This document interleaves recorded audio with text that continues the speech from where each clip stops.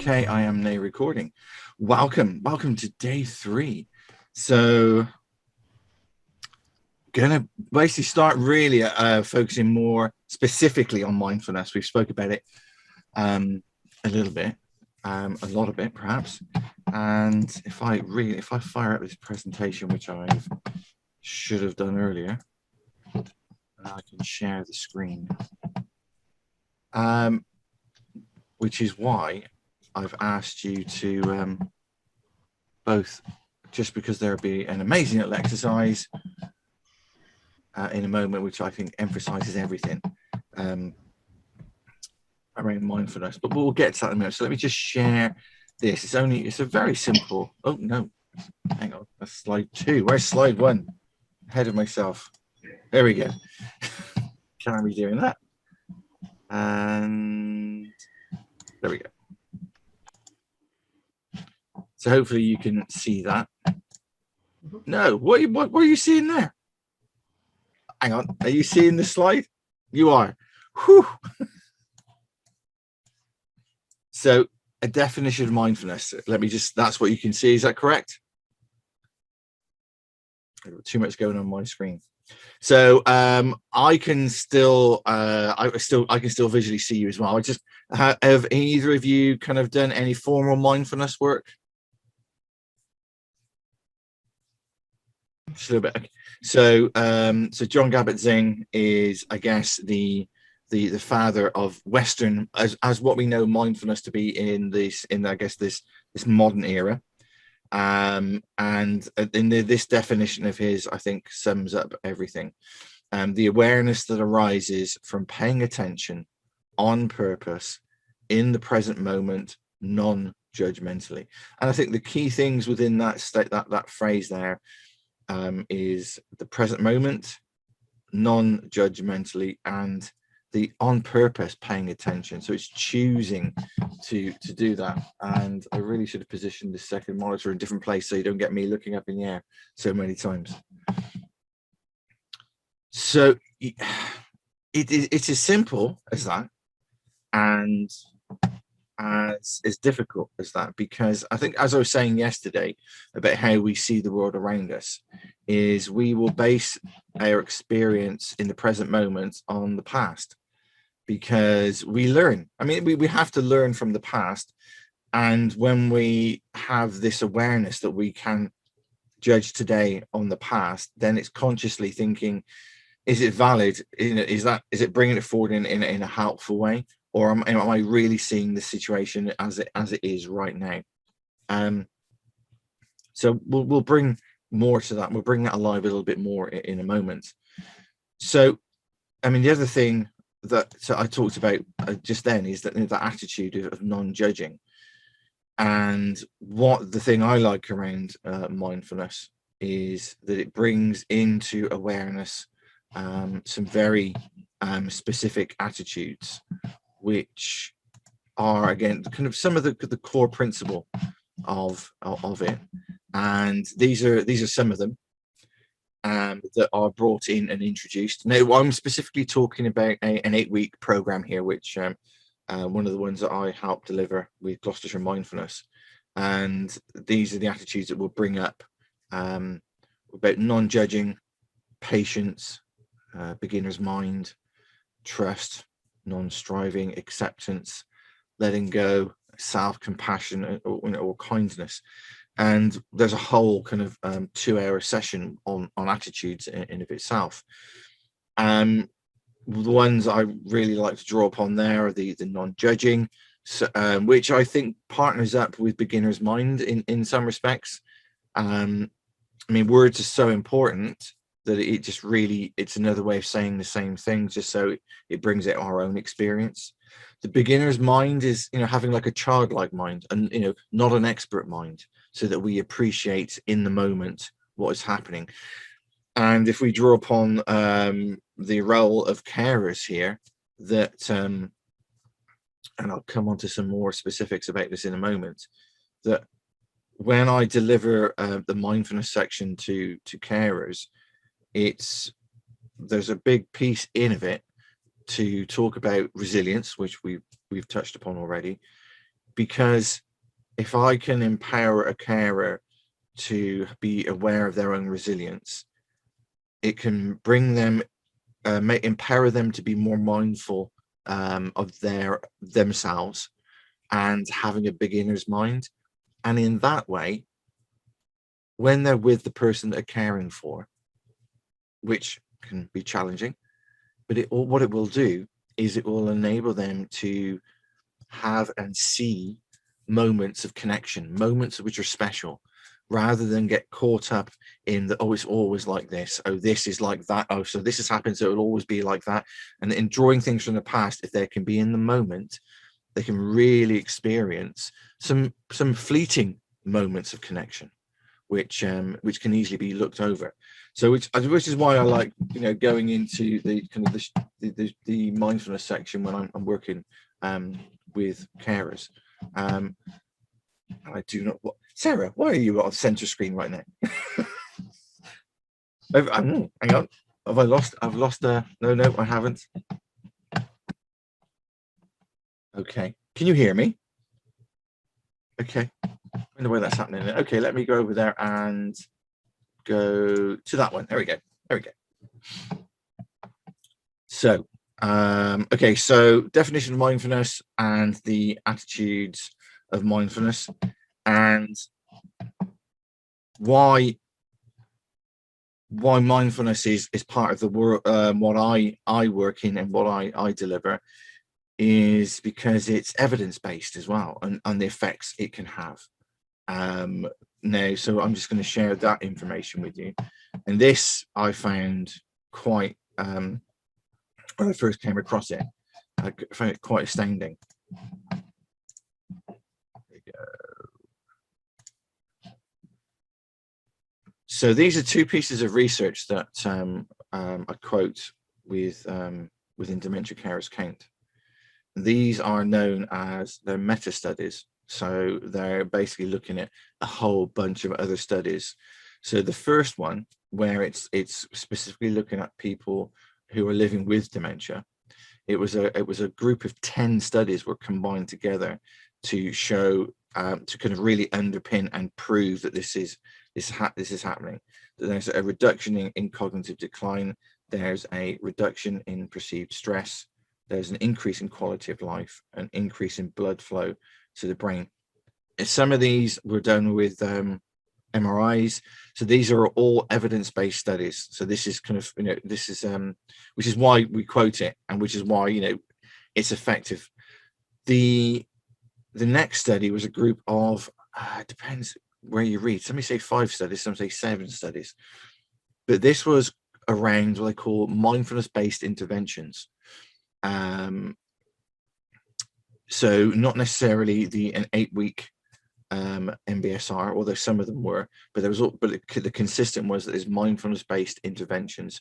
So taking aspects of mindfulness into constructive workshops, or bringing that attitude into an activity, creating something which is mindful. But again, an improvement, so in depression, perceived stress, mental health related to quality of life. Again, all evidence-based. And from from brain scans, what have been taken before and after, so specifically after an 8-week period of study around MBSR, mindfulness-based stress reduction, that they're showing difference in the brain structure or blood flow around. So the hippocampus, which is the where our learning and memory, there's an increase in density. The prefrontal cortex again becomes thicker, and this is our concentration and decision-making center. And then to show the contrast, the amygdala, which is our kind of fight and flight, actually decreases, so we become more resilient. So this is why I love that mindfulness is evidence-based. Let me show you this next bit. So yesterday I spoke about, we were going to talk about mindfulness today specifically because of is it going to come up? There we go. Train of thought. So, it's basically, we wanted to create the space between our thoughts. So how do we do that? So we do that with this awareness of being in the moment. So specifically, deliberately being aware in the moment without judgment. And this is, it's mindfulness isn't having an empty brain. Mindfulness is just having an awareness of the thoughts that you have, and which is why I call them a train of thought. Because if you imagine standing on a platform and you have all these thoughts coming by, then I want to empower people to choose which train to get on, and then to notice when they're on that train, is this taking me to a place that I'm, that's empowering me, it's helpful, or do I want to get off and then choose another train of thought? So a train is a perfect analogy for me there. And the other thing, which I think, picture speaks 1,000 words. And I spoke just about, the attitudes and mindfulness. And when I talk about carers, how the importance of seeing those special moments, which if we're just doing, can be easily overlooked. And I think this is a picture that illustrates that nicely as well. Because if we were to crop that and take the phones out, then you could have quite an intimate moment there.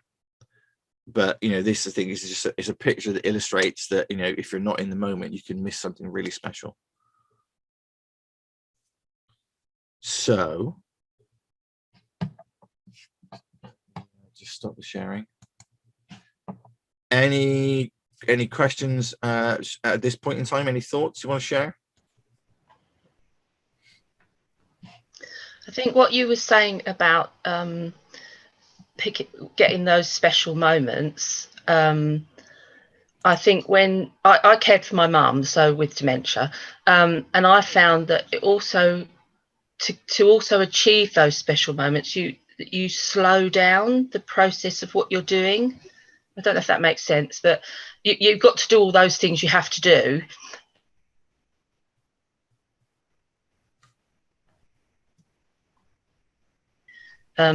And then you get those moments coming in with that at the same time as part of it. Does that make sense? Yeah, makes perfect sense. Absolutely. And you're right. It is sometimes it's we'll perceive it as it's slowing down, because we can be it's 90 to the dozen sometimes, and that pausing, taking a breath, because we spoke about the importance of breath before, actually allows you to see the moment much more clearly. So absolutely, I thought perfect description. Absolutely perfect description. So yeah, I really love the analogy of the train, because I hadn't thought about it like that. And you said something about misconceptions about mindfulness and the fact that it's emptying your brain, whereas I think a lot of people think that's what mindfulness is like ridding your brain of everything. But actually the train analogy puts it into perspective about choosing which train to get onto and choosing which ones empower you and which ones actually don't. I think that's a brilliant analogy. Absolutely, yeah. It's an interesting misconception that obviously there is a practice out there of deep meditation, which is it has a concept of that, and that's something completely different. With this, we're talking about how to empower people in I'm sorry, it's going to spotlight. So this is all about empowering everybody in everyday life, creating everyday skills that people can use anywhere. And again, it's practice, and it's quite profound when you realize that you're seeing things for what they really are. Whereas and again, I think I've mentioned this before, it's that ability when you choose how to act and not react. When you notice that for the first time, it's like, oh, okay, this is me driving the bus, which is another great term. It's not I'm in control of the wheel here. So okay, so what next? Okay, so I'm going to share two practical things with you. The first one, so why have we got the raisins? Dun, dun, dun. So this in any not in any, but one of the formal exercises what we can do within mindfulness at the beginning is called the Raisin Exercise. And it's basically to use all of our senses, so on purpose, deliberately. So, okay, so if you've got your raisin or sultana, squidgy object, okay, so just imagine that you've landed on this planet, you haven't got a clue what it is you're holding. So this is the beginner's mind, the curious mind, non-judging. So the first thing you do is you're going to have a look at this now, and again, you're going to be curious and wish you had bifocals. 1 second. So yeah, just be curious. What is it? What do you notice? How the light catches it? Do you notice the ridges, the peaks, the valleys, the patterns? And again, without judgment. So are you looking at that and are you drawing on familiarity? Are you bringing things forward of what it looks like? But or are you in the present moment with this and just taking it in? So you just, and so that's your sight. And then I'd be curious to say, bring it up to your ear. And I'll be quiet for a moment. Just move it around in your finger.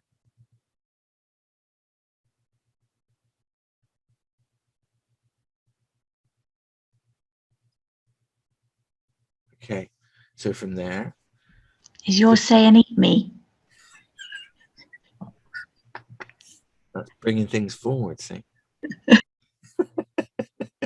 So next is the smell. Notice the smell.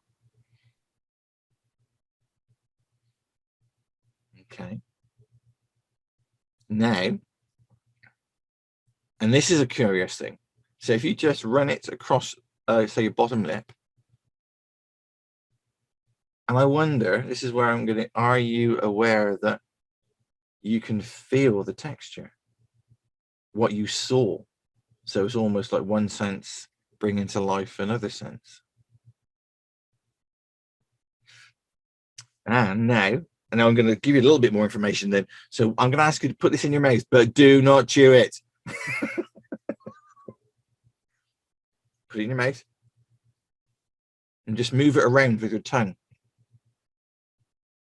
And notice, are you pushing it in one specific place? Are you having to stop yourself from biting? Do you notice the texture? And now I'm going to ask you to bite, maybe chew, but I'm swallow when you're ready. But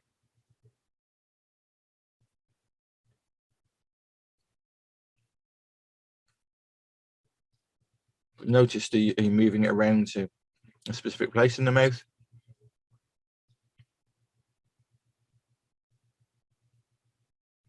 Is your tongue chasing it?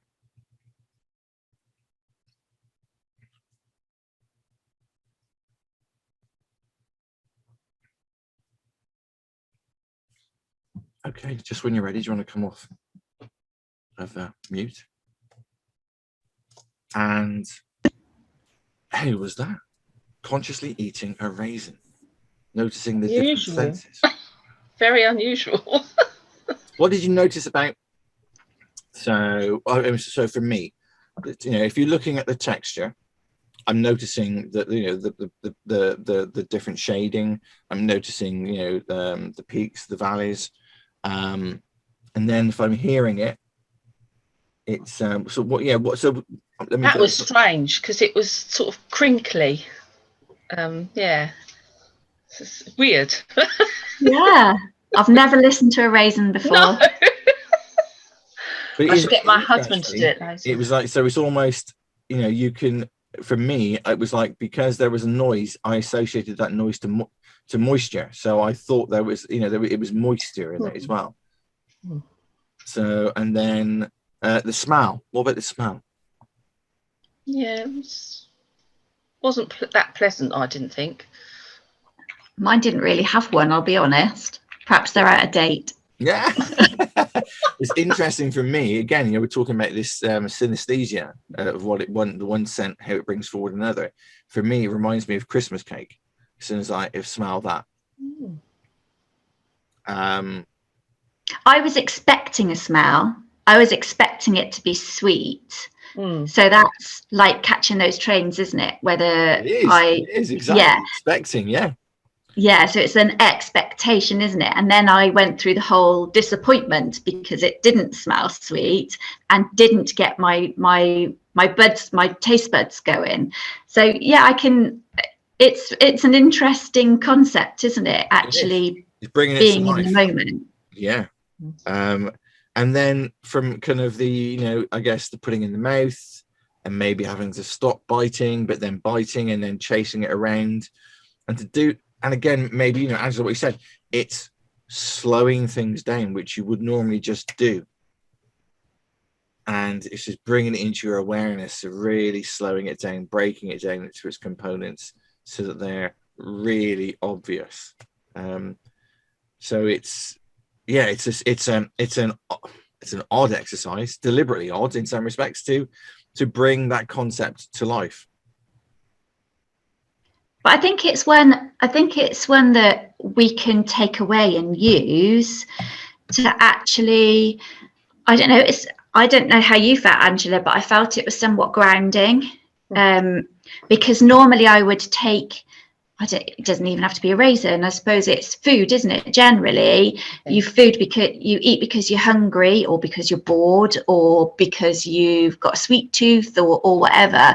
But generally, you just bung it in, chew it, and swallow it, don't you? In the crassest way. But actually taking that time to look at it, to use all those senses, is really grounding. Definitely. Yeah, and I think you make an important point there that we're talking about grounding or being in the moment is bringing our focus to something. What is happening right this moment in time, and which is, you'll see within mindfulness, we use the breath as an anchor an awful lot of times. So if we notice our mind wandering, going off on trains of thought, then we can use the breath as an anchor to bring us back to this moment. So we bring our attention to noticing the sensation of the breath coming in through the nose, filling up the lungs, noticing the inflation, the deflation, or some people will use the sensation of the feet upon the floor. So these are two very specific anchors that people that spoke of within mindfulness: the sensation of the feet upon the floor, or the sensation of the air when you're breathing, to bring you back. So what I'll do now, so basically, so let's just show you this last slide, and it just illustrates what we said a minute ago of what mindfulness is and what mindfulness isn't. It is not having the mind full of things, but it's like how the dog is seeing the reality of what's going on there. It's going in the park and it sees the trees and it sees the sun. That's really what mindfulness is. I like that. It's brilliant, that. So that it's a very simple concept, very simple. Which is difficult and powerful, because we're so used to doing, and this is an opportunity to be. And it's important to demystify it, because it almost sounds very woo-woo, but it's how to bring it across in a very practical way. So what I'll do now, if you're happy to do so, another short, brief exercise. So I'm going to invite you, if you're happy, I'm going to invite you to close your eyes where you are now. If you're not comfortable closing your eyes, to simply lower your gaze and to look in front of you. Okay. So what I'm going to ask you to do now is this is called a 3-step breathing space, and the intent, we're basically wanting to have an intention of being in the present moment, and we're going to start experiencing the felt body in the awarenesses and thoughts, and we're going to do that with a curious and open mind. So the first step in this now is waking up to automatic pilot. So realizing what it is we do automatically, but actually paying attention to the reality. So the first thing I'm going to do is ask you to be curious about what thoughts are going through your mind right now. And as best you can, just to simply acknowledge them as the thoughts and they're passing by, not to attach to them, not to jump onto them, but let these thoughts come and go, and maybe give them a brief headline that this is thinking, that this is planning, that this is remembering. Just noticing that these thoughts are there, that you're having. And maybe also be aware of what emotions are here right now. Just being aware and sensing what emotions are here right now. Just that they are emotions, and acknowledging them, not giving them the identity they're pleasant or unpleasant, but just the experience right now. And also noticing now what body sensations are here. Perhaps there's, if you're quickly scanning through your body, if there's discomfort, if there's tension, if there's relaxation, if there's bracing, if there's tightness. Just noticing where that is. And there we're going into step 2, which is gathering. We're gathering your attention now to the breathing, to the breath, just noticing the awareness of breathing in, just noticing the flow and passage of air into your lungs. And you might notice how the rise and fall of the tummy, of the chest, and just noticing perhaps that pause, that transition from when the in-breath becomes the out-breath, and the out-breath becomes the in-breath. Just gathering your awareness now on the breath, and perhaps noticing your feet upon the floor, or your floor upon your feet. And they're expanding this in step 3. So they're bringing this all together, the awareness of the body, the sensations. As you're bringing this all onto the breath, as you're bringing it all onto the awareness of the feet on the floor, expanding that field of awareness all around you. Sensations of the body as a whole, your posture, your face, your feet, the tension, the resistance, the relaxation.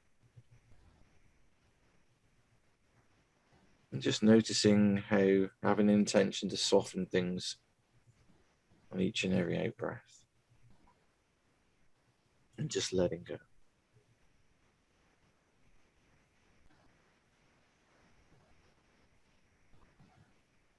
As you just bring that intention to the day going forward now.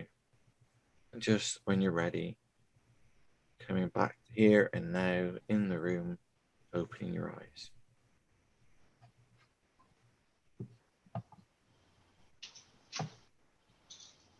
So that's a very brief introduction to mindfulness, but I'm curious. I liked it. Good. Yes, very good. I find when you say to concentrate or focus on your breathing, as soon as I do that, I don't know, your breathing seems to speed up. I don't know. I'm thinking, oh, I've got to breathe in, I've got to breathe out. You know, it's not like... That's weird, because I thought you were going to say slow down, because I noticed that mine slows, but it's obviously because we're just being conscious of our breath, isn't it? As you quite rightly said. Absolutely, and I think what it really highlights perfectly, you know, the how we, you know, we're individuals, and I think if we're turning definitely the spotlight of attention to something which we haven't focused on before, we're very conscious of it, and that's, I mean, that would probably wasn't even 3 minutes then, but it, you know, it's, you know, it takes a while to settle into things, and vice versa. It can be that if you've done something similar before, that you notice a familiarity and you relax into it a lot quicker. So it's just, again, it becomes a practice. Yeah. Okay. Yeah. So it is a practice. That's just a brief introduction. I hope it was useful. I hear your alarm going there. So you've got the next session. Do. But yeah, so a little bit more on that tomorrow, a couple of Brilliant. interventions, mindfulness based, and I will see you tomorrow.